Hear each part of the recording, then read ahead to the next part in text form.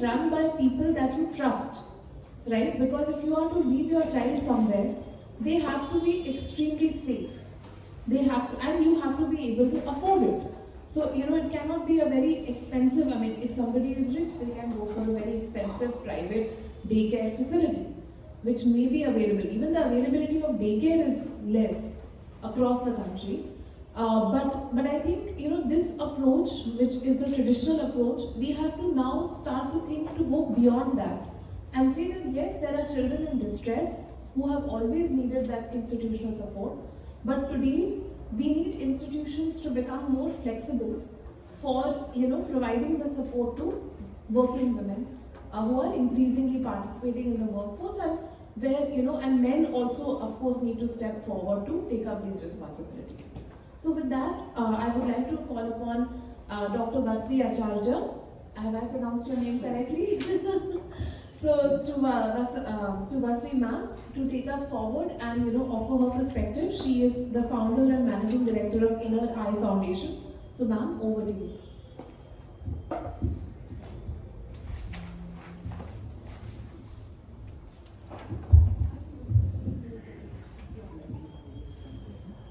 A very good morning to each and everyone present here.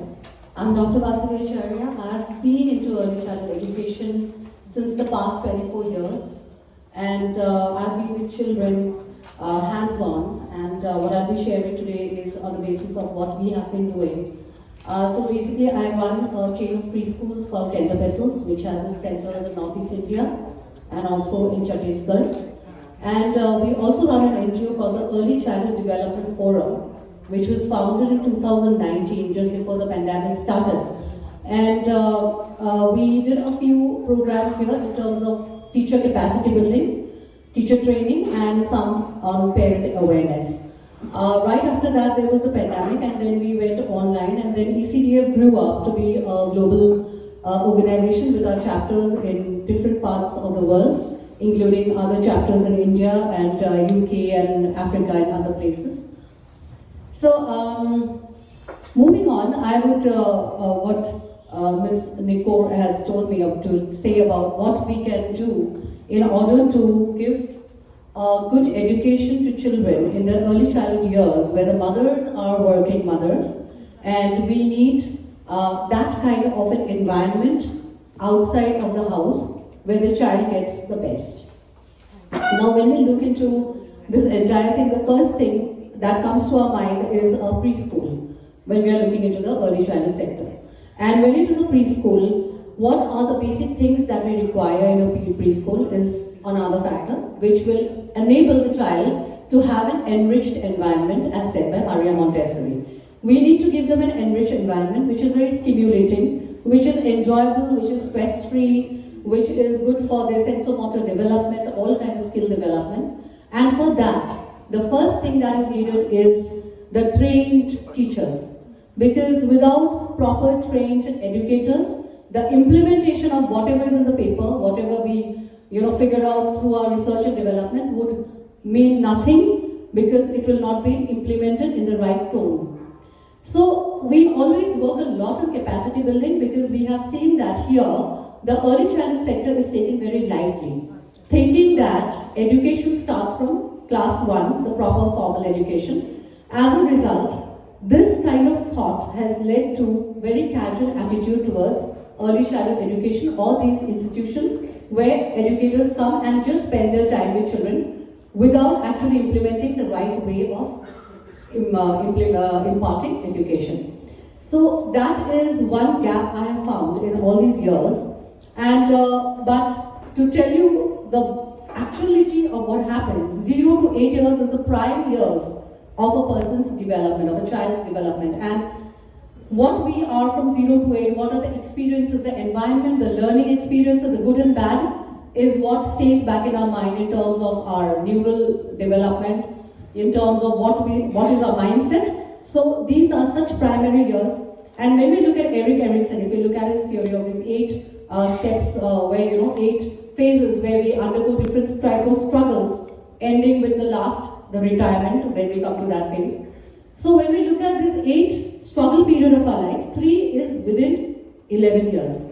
So these three struggle periods almost we as early childhood educators get, till about 8 years, because now NEP 2020 is talking about 5 plus 3 plus 3 plus 4. So we are dealing with children till about 8 years from birth, from 2 years.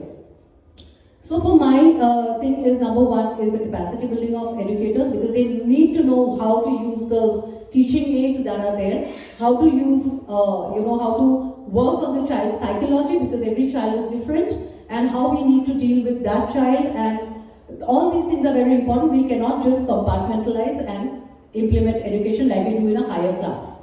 Second important thing I would talk to you about is assessment and observation. Now when we are giving training or when we are teaching a child, we need to observe what is happening and what is the development of the child, which again in India we feel a lack of it. So there are a lot of AI apps that has come up now to analyze how the child is developing socio-emotionally. Now socio-emotional has come to the mainstream right after the pandemic. Before that, socio-emotional learning was not so much mainstream because there were other things we needed to know, get the child into the formal school, cognitive development, language development. But what about emotional development? What about ability to manage one's stress, ability to handle emotions, flexibility in life, and all of that. So now we are working a lot on SEL. So when we are talking about that, again, the observation and assessment, which I have seen because ECDF is present globally, we have seen that in UK there is a huge lined up process for observation, because we can actually put up a lot of things, 1, 2, 3, 4 in points, but if the learning outcomes are not there, it is again, it doesn't mean anything. Another important thing I would say is when a parent, like again going back to what Ms. Nikor said, that how to deal with children whose parents are working, whose mothers are working. Parent awareness. Now what happens, we are natural parents and we think we are very equipped and skilled to bring up our child.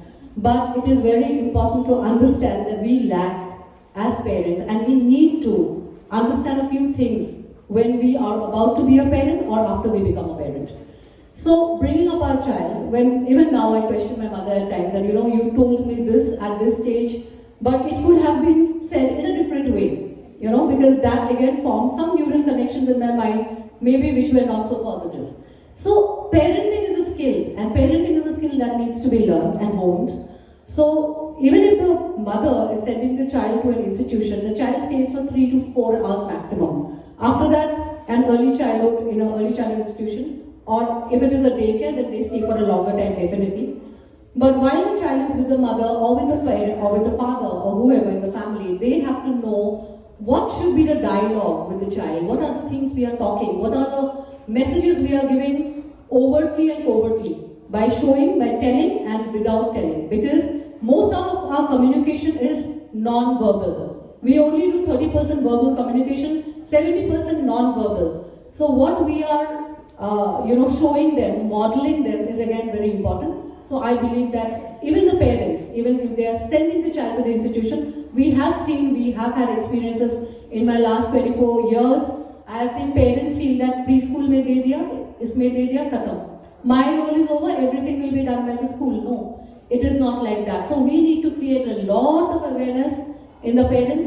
We have our tender battle centers in interiors like Tamulpur. Now Tamulpur is a very, very interior place next to, it's in the border of Bhutan. And those areas are such that when I looked at the data, it's in 4th in Asia where flesh trade, children are sold across the border. Now what happens? What is their orientation? 10,000 mil jayega, I will go and think that I'll get a job, and they get sold in the process. So when we're looking at those areas, I have seen that parents do not have the basic awareness of raising a child. They do not have the basic knowledge. And children on the other hand are smarter than children in the cities. We are an annual day, everybody was dancing. But if we have an annual day in Guwahati, in Delhi, we will see many of the children are crying out of inhibitions. Because there are so many things put into their mind. You have to perform, you have to do well. But in a village, it is a different thing. So there, if we can build capacity of educators, capacity of the teachers who are actually in touch with the parents, it is very important. It is, I think, the most pertinent thing that we can do in this sector to bring about good early childhood care and education, because these 8 years fundamentally builds the bedrock of a child's future development, future success, future happiness, and that is why I think this sector needs to really work and not alone. I can't do anything. We are looking at inclusive education as of now. We are looking at a lot of other aspects like the parent capacity building, teacher capacity building, inclusion, implementation of the best practices which is there globally. So how we can bring those practices and put in our education system and also share our practices with them. So there is a lot to do, a lot. And recently I met with the director of our social welfare department,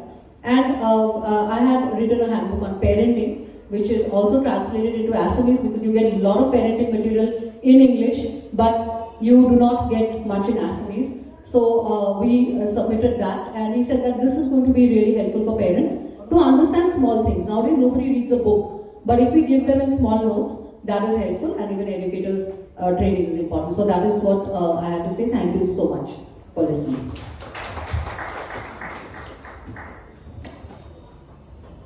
Thank you so much, ma'am. And I think this is the exact kind of perspective, having more and more investment in our rural areas, having more and more investment in marginalized areas like you talked about in terms of border areas. This is exactly the kind of future direction that we want childcare in this country to be taking. Of course, early childhood learning and early childhood, development are interlinked. As you have said, if we did not have this kind of learning, if we did not have this kind of